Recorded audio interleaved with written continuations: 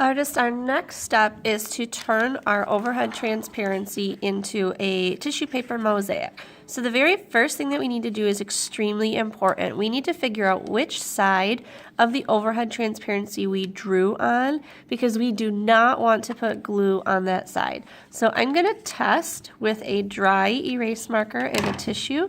So I'm going to test to see if this was the side that I drew on. And all I need to do is put this dry erase marker over top of something that I think is Sharpie, and then I need to wipe it with a tissue.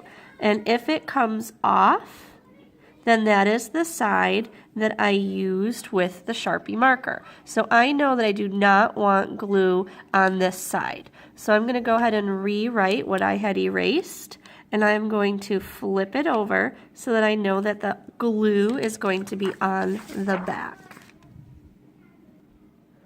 My next step is to decide what shapes I am going to be doing here. If I did large color blocking shapes, I don't think I would like the way that that looked. And I think I used a lot of kind of triangular shapes in my piece. So I'm going to take a few minutes and I'm going to cut some triangle shapes out of my tissue paper, because I think that if I went with triangle shapes, I would like the way that it would look kind of abstract. And I'm trying to decide if I want to stay in the border of my Zentangle or if I don't mind if I go all the way out. And I think I'm going to go all the way out. So I'm going to take a few minutes and kind of create a puzzle piece effect of the tissue paper that I want to use.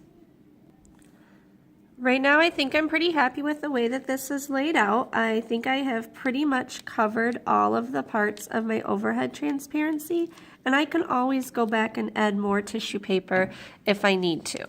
This next step can get pretty messy. We are going to be using a sponge brush and some watered down glue. The reason that we are using watered down glue is because we want to be able to spread it pretty quickly and easily and have it absorb through the tissue paper onto our overhead transparency. And when we do this, we are going to try really hard not to get any of the glue on the opposite side of our Zentangle. So we're working on the back, and this glue will dry clear. So what I'm going to do is I'm going to carefully kind of lift up the edges of my tissue paper that I've laid down, and I'm just going to brush some of the clear glue on. And because we're working on the back, it's not going to affect our Sharpie. And I'm just going to start laying down some of the tissue paper. And I can put that glue on top of the tissue paper. I can layer the tissue paper on top of each other, but I want to basically just keep layering all of my tissue paper and glue it right on top of that overhead transparency. And if I end up getting some areas that don't have tissue paper in it, I can add more on my next step. So I'm going to pause, and I'm going to continue rubbing the glue over top of the tissue paper on the back of my transparency. As I was gluing, a lot of my tissue paper was moving on me, so then I started just scooching the paper over while I laid down the glue, and then I kind of can go back in and place it on top. So it's okay if your tissue paper moves on you, you can always place it again when your glue is laid down.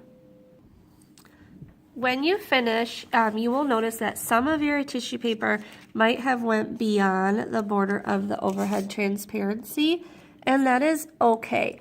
When this is dry, you can always trim those extra pieces.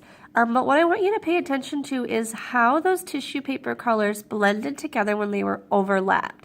So when my pink overlapped some of the blue, it turned a purple color.